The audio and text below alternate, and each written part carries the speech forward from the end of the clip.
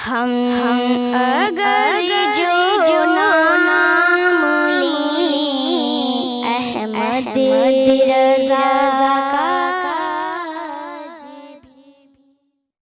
अब्दुल हई शादाब मालूम करते हैं कि अगर मनी कपड़े पर लग जाए और वो सूख जाए तो क्या वो खुरचने के बाद पाक हो जाएगा कपड़ा या नहीं होगा, और साथ में ये भी कि वो कपड़े पे मनी लगेगी तो पूरा कपड़ा नापाक होगा या सिर्फ वो हिस्सा। तो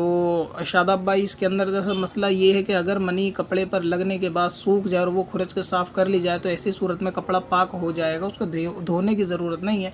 और इसी तरीके से अगर कपड़े पे नजासत लगी है तो जिस हिस्से पर नजासत लगी है अगर कोई शख्स सिर्फ वो हिस्सा धो ले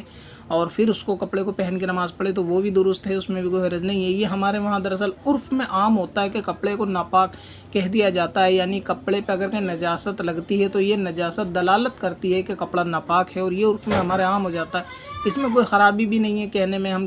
उर्फ़न ये कह देते हैं जी कपड़ा नापाक है। मुराद ये होती है कि इस कपड़े पे कहीं ना कहीं नजासत है, या इस एतबार से ले लेके उसको पहन के नमाज नहीं होगी। मगर अगर उसी हिस्से को धो लिया जाए तो बाकी कपड़ा वो जो है ना सही रहता, उसमें नमाज हो जाएगी। तो इसी तरह आप मनी को अगर खुरच लेंगे और बग़ैर धोए भी वो मनी सूखने के बाद जम गई और परत की तरह उसको खुरचने के बाद नमाज उस कपड़े में पढ़ ली गई तो कपड़े में कोई ख़राबी फिर नहीं होती है। और अगर उसको धो लिया गया, पूरा कपड़ा ना धोया गया, सिर्फ वो हिस्सा धो लिया गया जहाँ पर मनी है, तो वो हिस्सा धोने के बाद भी कपड़ा वो मुतलकन पाक हो जाएगा और उसमें नमाज और दीगर इबादत वो बिल्कुल दुरुस्त हो जाएंगी।